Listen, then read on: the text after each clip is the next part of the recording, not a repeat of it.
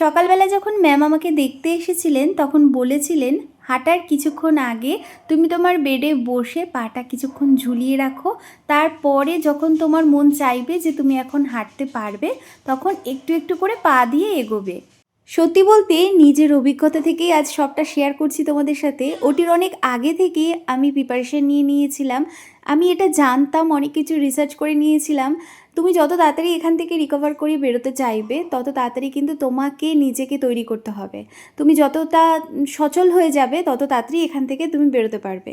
আর আমি সেটাই চেষ্টা করছিলাম। সকালে তো আমি হেঁটেছি, তো তারপর তোমরা দেখেছিলে যে আমার চ্যানেল থেকে কিন্তু ব্লাড বেরিয়ে গিয়েছিল, তাই কিছুক্ষণ রেস্ট নিয়ে 40 মিনিট বাদে আবারও কিন্তু নার্সিংহোমের মধ্যে আমি একটু হাঁটাহাঁটি করে নিচ্ছি।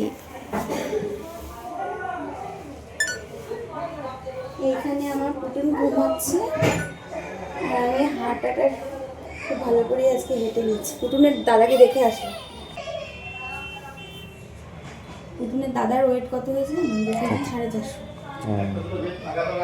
আর এটা হচ্ছে পুতুল আমাদের পাশেই একটা রুমে একজন দিদিভাইয়ের কালকে সকালবেলা বেবি হয়েছে, তার কথা বলছি।